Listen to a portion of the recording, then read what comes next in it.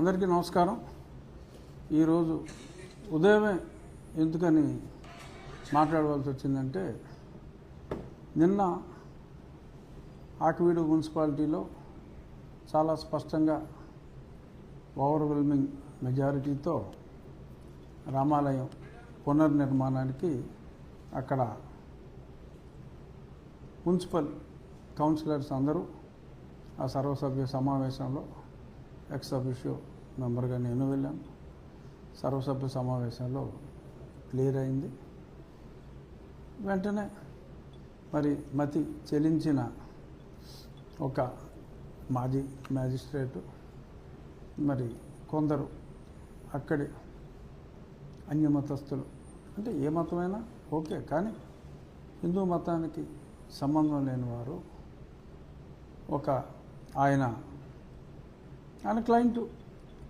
Client అర్జెంటుగా హడావుడిగా social మీడియాలో, మాకైతే నోటీసులు రాలేదు ఇంకా, సోషల్ మీడియాలో ఆయన ఒక కంటెంప్ట్ పిటిషను 2009 సుప్రీంకోర్టు ఆర్డర్ ప్రకారం మరి ప్లేసెస్ ఆఫ్ వర్షిప్ ఎక్కడ పడితే అక్కడ రోడ్ల మీద పబ్లిక్ ప్లేస్లో కట్టేస్తున్నారు అని గుజరాత్లో 2006లో ఒక పబ్లిక్ ఇంట్రెస్ట్ లిటిగేషన్ వేసిన దాని మీద అప్పటి గుజరాత్ హైకోర్టు మొత్తం ఇటువంటివి అలౌ చేయకూడదు, పబ్లిక్ ప్లేసెస్లో, I'm underlining public places, roads, ఇటువంటి వాటికి ఆటంకంగా కొన్ని దేవాలయాలు కావచ్చు, మసీదులు కావచ్చు, చర్చిలు కావచ్చు, అక్కడ వేల సంఖ్యలో మసీదులు, దేవాలయాలు ఉన్నట్టుగా మరి గుజరాత్లో ఎవరో కంప్లైంట్ ఇస్తే కోర్టు నిర్మూలించండి, అది తీసేయండి అని ఆర్డర్ ఇస్తే ఆ మ్యాటర్ సుప్రీంకోర్టుకు వెళ్ళి ఎవరైనా చూసుకోవచ్చు. Union of India and others versus Gujarat government. So అక్కడ 2009 సమ్వేర్ ఇన్ నవంబర్ మరియు డిసెంబర్లో సుప్రీంకోర్టు అన్ని రాష్ట్రాలకి కొన్ని మార్గదర్శకాలు ఇచ్చింది. ఏంటంటే, పబ్లిక్ ప్లేసెస్లో ఎటువంటి మందిరాల నిర్మాణం, దేవాలయాలు కావచ్చు, మసీదులు కావచ్చు, చర్చ్ కావచ్చు, unauthorised constructions are not allowed. స్పెసిఫిక్గా అన్ఆథరైజ్డ్ కన్స్ట్రక్షన్, ఎప్పుడైనా ప్రభుత్వం అనుమతిస్తే అది ఆథరైజ్డ్ అవుతుంది, అనుమతి ఇవ్వకపోతే అన్ఆథరైజ్డ్గా పరిగణించబడతారు.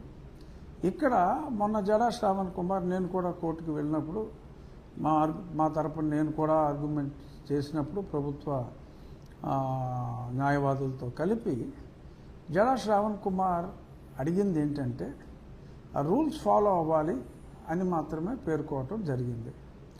ఎప్పుడైతే రూల్స్ ఫాలో అవ్వటం మొదలుపెట్టామో ఇమ్మీడియట్గా అతను రూట్ మార్చి ఆ 2009 ఆర్డర్ ప్రకారం అసలు ఎవరికి అనుమతి ఇవ్వడానికే లేదు ప్రభుత్వ స్థలంలో అని మాట్లాడుతూ ఒక విచిత్రమైన వితండవాదానికి తెరతీసి ఇప్పుడు సోషల్ మీడియాలో ఉంది. బహుశా ఇవాళ ఆ నోటీస్ వస్తే అది కంటెంప్ట్ అట.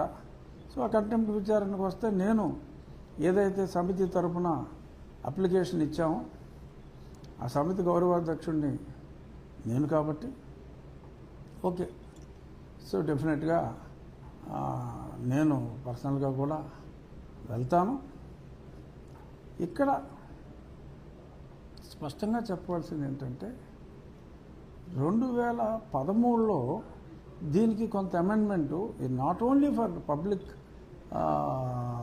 ప్లేసెస్ ఆఫ్ వర్షిప్, నాయకుల విగ్రహాలు కూడా ఇందులో చేర్చబడింది. అనుమతి లేకుండా అనాథరైజ్డ్గా నాయకుల విగ్రహాలు కూడా లేకూడదు అని కూడా 2013లో సుప్రీంకోర్టు ఆర్డర్లో చేర్చబడింది. 2009 నవంబర్లో సుప్రీంకోర్టు ఇచ్చిన ఆర్డర్లో రాష్ట్రాలు వారి గైడ్లైన్స్ ఇచ్చుకోవాలి అని చెప్పడం జరిగింది. సో దానికి అనుగుణంగా 2010లో 30th ఏప్రిల్ 2010లో జీవో నెంబర్ 262